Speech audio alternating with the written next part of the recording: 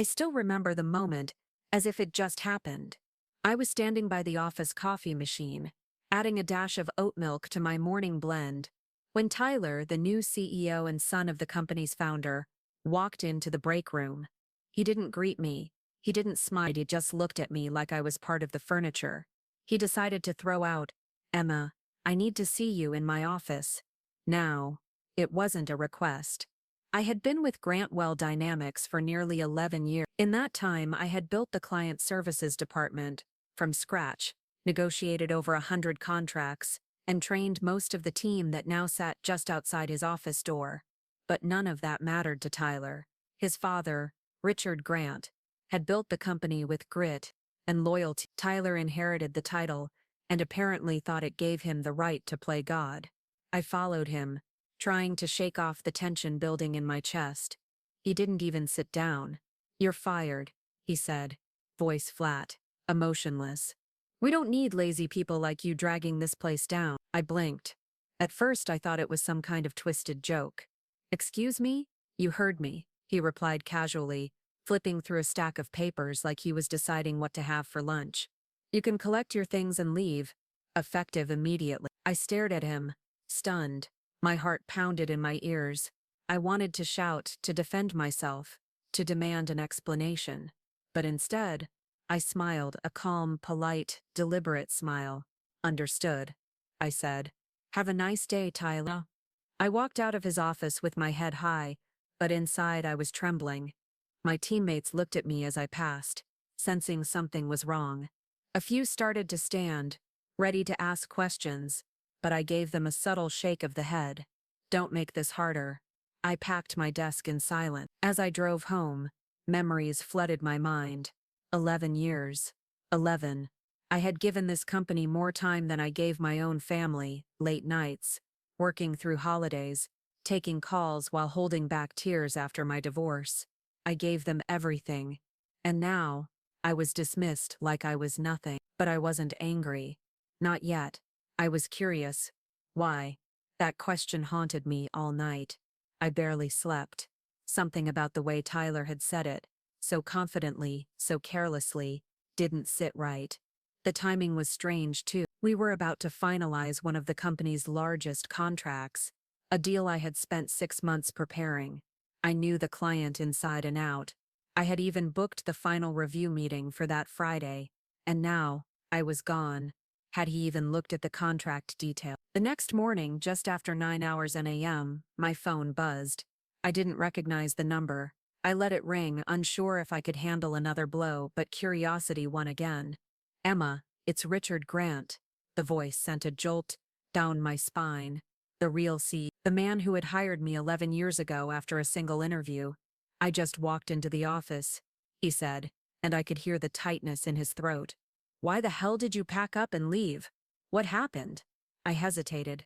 "Your son fired me." Silence. Then with a sharp inhale. "Yesterday," he said I was lazy and that I wasn't needed anymore. There was a long pause before he spoke again, this time slowly, like he was trying to stay calm. "Emma, did he read your contract?" I furrowed my brows. "What do you mean?" "He's supposed to finalize the Zaytech deal today, isn't he?" "Yes. We were scheduled to meet them at 11. "Jesus Christ." I could hear papers rustling in the background, then a loud thud like he'd slammed something on his desk. "Emma, your contract has a clause," he said, one I insisted on after the Helix One disaster. "You're not just the account manager, you're the only authorized negotiator for the Zaytech deal." I froze. "He can't close the deal without you," Richard continued. "Not legally, not ethically, not even practically. That contract will fall apart unless you're there." A slow-burning realization settled in my chest. He hadn't read it. Tyler had no idea what he'd done. And that's when something inside me shifted. The betrayal still hurt. Yes, but now I felt something else entirely control. He had pulled the trigger far too quickly, and the gun was pointed at himself. Richard Grant hung up without another word. I could feel his fury through the silence that followed. I sat motionless in my apartment, coffee growing cold beside me, staring at nothing in particular. He didn't know his son had fired me without even reading the contract. I leaned back on the thoats and let out a quiet, bitter laugh. After 11 years, this was it. It all went down because of a spoiled, impulsive man-boy trying to play CEO, making decisions like they were moves in a video game. But real companies don't recover from bad calls, and this one was about to find that out the hard way. I wasn't sure what was going to happen next. Part of me wanted to get dressed and show up to the office just to watch the fallout unfold. But another part, the one that had endured years of thankless overtime and swallowed my pride more times than I could count, wanted to let them burn. I didn't have to wait long. At 10:13 a.m., I got another call. This time it was Tyler. I let it go to voicemail. A minute later, another call, this one from reception, then legal, then accounting. I stared at my phone as it buzzed non-stop, lighting up like a Christmas tree. I didn't answer a single one. The voicemail icon blinked at me, relentless. I tapped it open. Emma. Hi, it's Tyler. His voice was strained. Listen, there was a misunderstanding yesterday. I might have acted too fast. We need you back today. It's urgent. Please call me. Urgent. The word rolled around in my head like a marble in a glass. He hadn't said sorry, not one, not even in a fake corporate way. Instead, it was panic disguised as politeness. I took a sip of my cold coffee, still not moving from the couch. At 10:32, my phone buzzed again.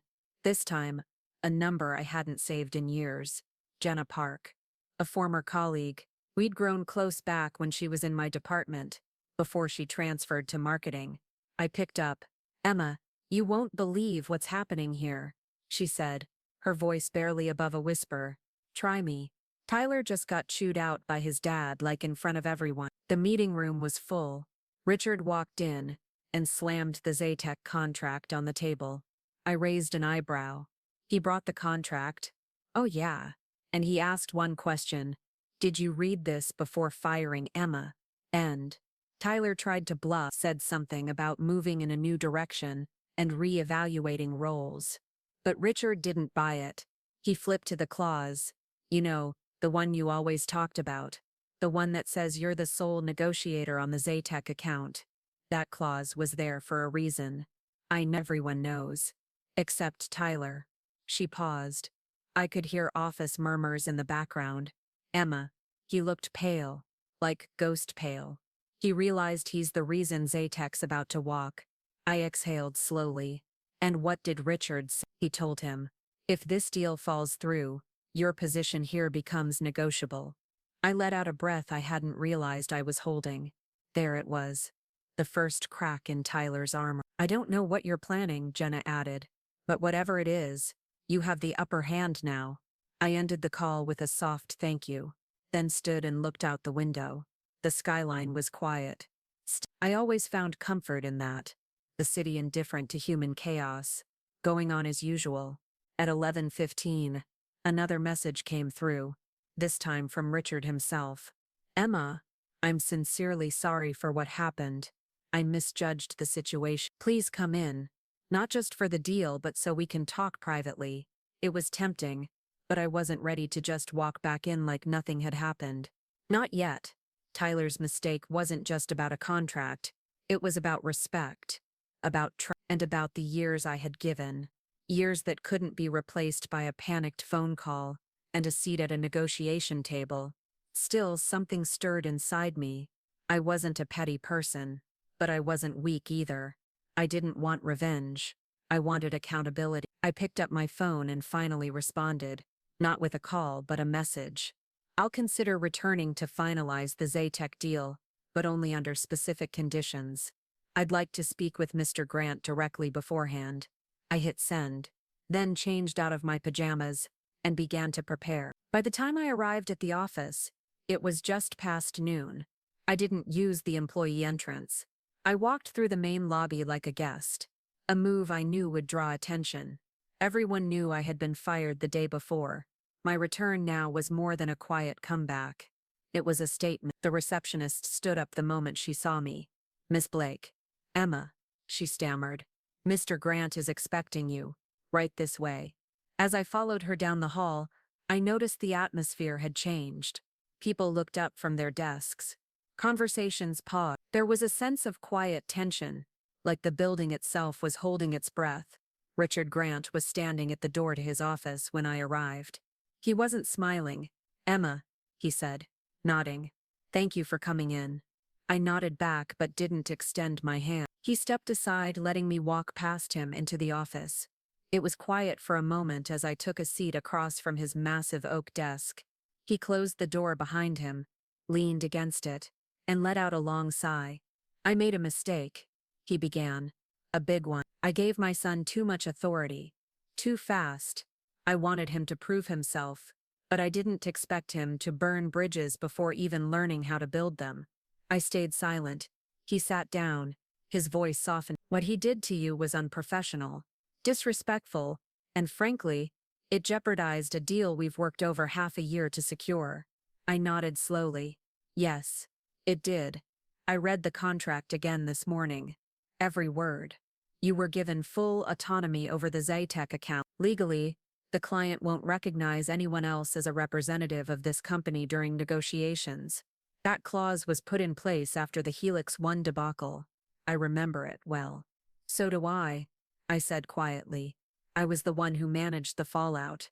His eyes met mine. "You didn't deserve what happened yesterday," he said, "and I'd like to offer you your job back with full authority to finish the deal. Whatever conditions you need, we'll make them work." There was sincerity in his tone, regret too. But this wasn't just about the deal. It was about leadership, accountability, and dignity. "I'll return," I said, "but I want everything in writing. A revised contract, clear autonomy over Zaytech, and no interference from Tyler." He nodded immediately. "Done. And one more thing," I added, voice firm. "This can't happen again. Not to me. Not to anyone." A long silence followed. Then he gave me a slow, thoughtful nod. "You have my word."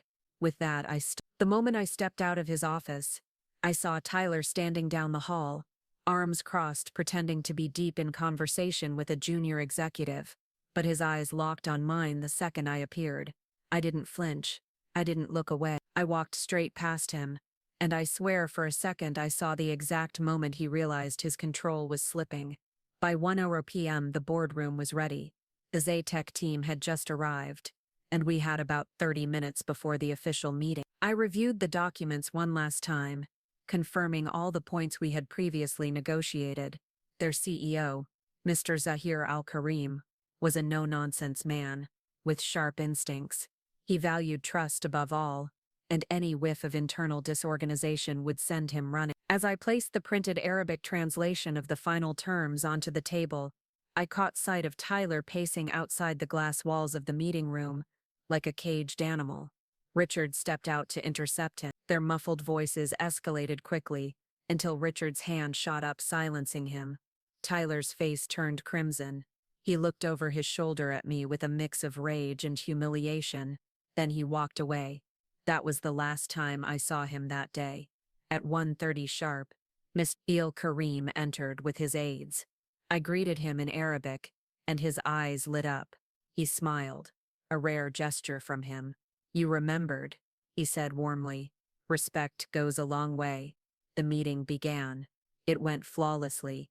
2 hours later, we shook hands and signed the deal. After they left, Richard approached me again.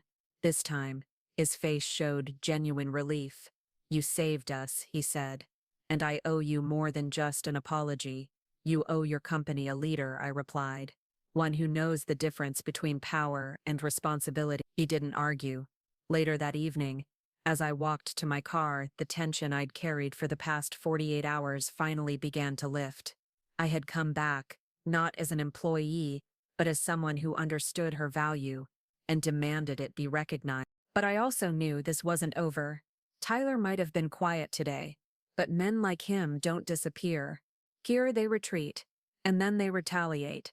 By the following week, the Zaytech deal had made headlines in our industry newsletter. Grantwell Dynamics secures historic partnership with Middle Eastern distributor through tailored strategy and multilingual leadership. They didn't mention me by name, but everyone in the company knew who had sealed that deal. My inbox was flooded with quiet congratulations, internal messages from staff who had stayed silent during the storm. Some were from juniors I'd mentored years ago. Others were from managers who had once ignored me in meetings, but now praised my leadership under pressure. I appreciated their words, but I wasn't naive. I knew how quickly people shift when the wind changes direction. The mood around the office had lightened. There were smiles again, laughter in the break room. Richard had made it clear. Tyler was no longer involved in high-level decision-making until further notice. And yet, I couldn't shake the feeling that something was off. Small things began to happen. First, it was the expense report. The reimbursement for my travel to the Zaytech meeting was delayed. Then documents I had submitted for approval were returned to me unsigned without explanation. Next, an email I never sent allegedly from my address was flagged by it contained incorrect client information and had been forwarded to one of our overseas partners. Luckily, the partner was someone I had a good relationship with. He reached out directly to clarify, but the mistake had already planted doubt. I reported it to our internal systems team. They said there was no sign of external hacking. The message had originated from inside the office. That's when I knew Tyler was behind it. He was no longer trying to fire me. That approach had failed. Now he wanted to make me look incompetent, to smear my reputation, slowly, subtly, until I either quit in frustration or someone else decided I was a liability. It was classic corporate sabotage, and it wasn't the first time I'd seen it. Back at my first job, fresh out of university, I worked under a director who played the same game. He wouldn't confront you directly, but he'd cut off your resources, isolate you from projects, and quietly poison your name until the only option left was to disappear. But I wasn't 22 anymore. I wasn't going to disappear. I documented everything. Every missed email, every mistake I hadn't made, every delay. I had learned the hard way that paper trails are more powerful than emotions in environments like this. I even started using a private notebook, logging times, dates, conversations, just in case. Then, one afternoon, I overheard something that confirmed my suspicions. I was passing the conference room when I heard Tyler's voice inside, too loud for a private discussion. "She's unstable," he said. "Since she came back, she's been erratic. Aggressive. I don't think she's fit to manage high-pressure clients." I stopped in my tracks. "I'm just saying," he continued.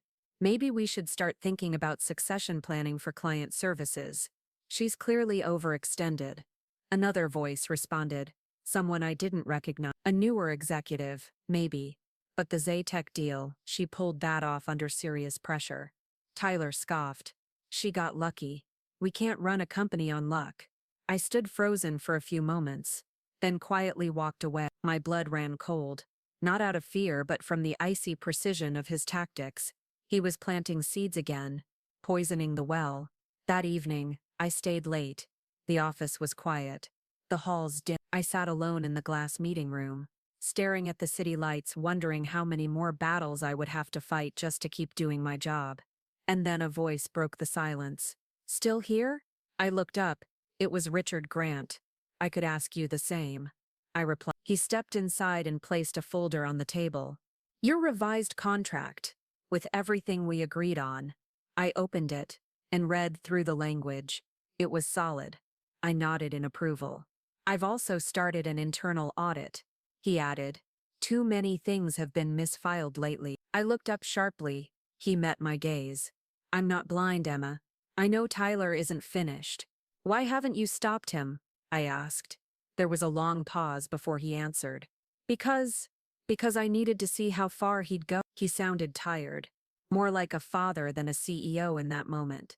"You're protecting the company," I said. He shook his head slowly. "I'm trying to protect both of you, but maybe it's too late for one of you." I closed the folder. "I don't need protection. I need you to decide what kind of legacy you want to leave behind." His eyes lingered on mine. Then he turned and left, and I knew something bigger was coming. The office felt colder that week, not because of the weather, but because the air between people had changed. Conversations dropped to whispers when I walked by. Some employees smiled at me. Others avoided eye contact altogether. The internal audit had begun, and everyone knew it. People were nervous. So was I. I hadn't asked Richard to launch the audit, but deep down I was relieved that he had. I needed the truth out in the open. Not just for me, but for everyone who had been walking on eggshells since Tyler took over. Still, I knew how this game worked. In corporations, truth doesn't always lead to justice. Sometimes, it leads to quiet exits and golden handshakes. Sometimes it's buried so deep behind red tape that the damage becomes irreversible. That Thursday, I was called into the audit committee's temporary office. An old storage room turned war room. Files were stacked on tables. Monitors glowed with data. And a whiteboard was filled with timelines and digital breadcrumbs. David, the lead internal auditor, greeted me. "Emma, thanks for coming in. We'd like to ask you a few questions about some recent irregularities." I nodded and took a seat. He pulled up a file on the screen. "First, this email that appeared to be from your account. We've confirmed it was sent from a shared workstation near the break room. The credentials were manually entered, so someone didn't just guess your login." He shook his head. "No, someone had your credentials. Copied them, most likely. This wasn't phishing. It was internal." I folded my arms. I reported that incident the day it happened. He gave a tight smile. "Yes, and we're glad you did. We found a few others like it. Emails rewritten, spreadsheets altered, sign-offs removed. Always traced to shared machines. Always under your name." The weight in my chest grew heavier. "And we've narrowed down the list of people who had access. We've also noticed unusual patterns linked to Tyler's executive assistant's login. Sabotage intended to discredit you, and possibly others." I clenched my jaw. "So what happens now?" "That's where it gets complicated," he said. "Mr. Grant asked us to present our findings directly to him. He's made it clear he wants the truth. All of it. No filter." I nodded lowly. "Then I'll be there." I kept thinking about the others who had left quietly over the past year. Talented employees in their 30s and 40s who had simply moved on without much notice. People who had once been considered rising stars. I used to think it was just turnover. Now I wondered how many of them had been quietly pushed out by Tyler's games. I arrived early to the executive boardroom the next morning. Richard was already there, staring out the window like a man waiting for the final card to fall. Then, 10 minutes late, Tyler walked in looking smug, phone in hand, not a trace of concern on his face. Until he saw me. He paused at the door. "She's not on the audit committee," he said flatly. Richard didn't turn. "She's here at my request." Tyler shifted his weight uncomfortably. "This is supposed to be internal, confidential. Then you should have kept it that way," I said, my voice calm but sharp. "When you used company resources to fabricate emails." Tyler scoffed. "That's ridiculous." David spoke up. "We've traced multiple login attempts tied to your assistant's account, all connected to irregularities targeting Emma's work. There's a clear timeline. She's just bitter about being let go." I looked him in the eye. "You didn't let me go, Tyler. You sabotaged me, and you almost tanked the biggest deal this company has landed in 5 years. I gave you more than one, and you've done nothing but tear down the people trying to build something real here. The board will be reviewing this report. Until then, you are suspended. Effective immediately." Tyler opened his mouth to protest, but the words never came. He looked at me one last time, this time not with rage, but with disbelief, like he had finally realized that none of his usual tricks were going to save him now. He walked out in silence. I stayed behind. Richard exhaled, his shoulders sagging. "I failed him," he said, "as a leader and maybe as a father." "You can't lead someone who refuses to grow," I said quietly. "But you can lead the company. You still have that choice." He looked at me, then nodded. 2 weeks had passed since the audit meeting, but the impact of that morning still echoed through every corner of the building. Tyler hadn't returned, and the once proud smirk he wore like a badge was now the stuff of whispered office gossip. The evidence was too strong, too detailed, too damning to ignore falsified emails, login traces, unexplained file deletions, and the attempted weaponization of HR complaints, all under Tyler's direction or carried out through people he had manipulated. When the final report came out, it was clear Tyler hadn't just tried to sabotage me, He had compromised the integrity of Grantwell Dynamics itself. His suspension became a termination. No lawsuits, no press release, just a quiet exit through the back door of corporate history. But word spread anyway. I thought I'd feel triumphant when I heard the news. Instead, I felt calm, not victorious, just steady, like I had weathered the storm and could finally breathe. A few days later, Richard called me into his office. "Close the door," he said. I did. "I've spent a lot of time thinking about everything that's happened," he began, "and what I want this company to be moving forward. You protected our biggest deal, held your composure through public humiliation, and navigated personal attacks with professionalism. That's the kind of person I want helping run this company." Inside was a promotion letter, Director of Client Strategy, an executive-level role, one that reported directly to him. I looked up, startled. "I didn't ask for this." "I know," he said. "That's why you deserve it. If I accept this, I want a say in how we move forward. I don't want to just hold a title. I want to rebuild this culture, the right way." Later that evening, I sat alone in my new office, a temporary one while renovations were underway. I stared at the blank nameplate on the door. For years I had walked these halls, wondering if anyone really saw the work I did. The late nights, the client saved, the fires I put out without a single word of credit. I thought staying quiet was the best way to keep peace, to not cause friction. But silence had almost cost me everything. It wasn't just about a contract or a position. It was about remembering that competence is not arrogance, and professionalism is not weakness. I had been underestimated, dismissed, and sabotaged. But I had never been defeated, and I hadn't let myself become bitter in the process. In the weeks that followed, I started reshaping the department. I reopened lines of communication. I reinstated people who had been pushed out unfairly. I created an anonymous reporting system so no one else had to fear retaliation for speaking up. I even made time for the younger employees just starting out, some of whom had witnessed what I went through and quietly asked how I stayed strong. I told them the truth. You don't always get to pick the battles, but you do get to decide who you become in the middle of them. As for Tyler, last I heard he was interviewing at smaller firms out of state. But his reputation had caught up to him. Some said Richard pulled strings to make sure his name didn't get dragged publicly. Maybe that was a father's last act of love. I didn't ask. I didn't need to. One afternoon, while walking through the office, I passed the glass wall that once housed the Zaytech negotiation. I paused for a moment, remembering everything. The sabotage, the call, the panic, the eventual triumph. That single deal had changed the course of my career. But the real shift happened the moment I smiled at Tyler and walked out of his office, refusing to beg. That was the turning point, and I refused to let anyone, boss's son or not, take that from me again. Emma's story is more than just a tale of workplace betrayal. It's a masterclass in knowing your worth and standing firm in the face of sabotage. After 11 years of loyalty and leadership, she was discarded by a power-hungry CEO's son, who didn't even bother to read the fine print. But instead of breaking, Emma kept her composure, held her ground, and let the truth speak louder than any revenge. She didn't just survive, she rose higher, proving that quiet strength, integrity, and documentation are mightier than office politics.